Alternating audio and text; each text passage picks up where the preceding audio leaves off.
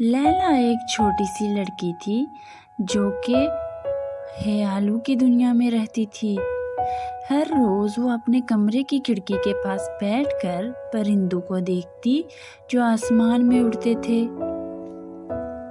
ان کے پروں کی حرکت کو دیکھ کر لیلا دل سے چاہتی تھی کہ وہ بھی ان کی طرح اڑ سکے۔ وہ خواب دیکھتی تھی کہ وہ درختوں کے اوپر اڑ رہی ہے، ہوا کو اپنے چہرے پر محسوس کر رہی ہے اور بادلوں کو چھو رہی ہے۔ ایک دن دوپہر کو جب سورج چمک رہا تھا، ایک جادوئی پرندہ لیلا کی کھڑکی کے پاس آیا۔ اس پرندے کے رنگ برنگے پر اور چمکدار تھے۔ میں نے تمہاری خواہش سن لی ہے لیلا، پرندے نے نرم آواز میں کہا۔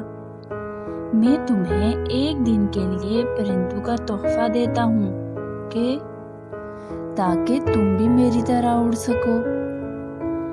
لیلا کی آنکھیں حیرت اور خوشی سے چمکنے لگیں۔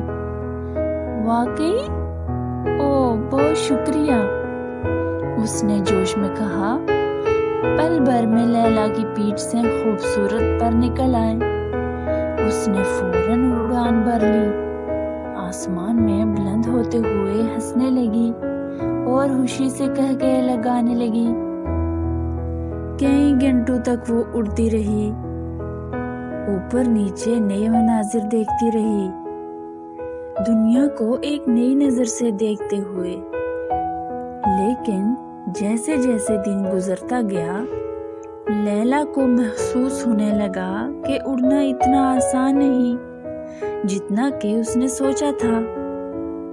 ہوائیں تیز تھیں اور خود پر قابو رکھنا مشکل تھا۔ وہ تھک گئی اور اس کے پر درد کرنے لگے۔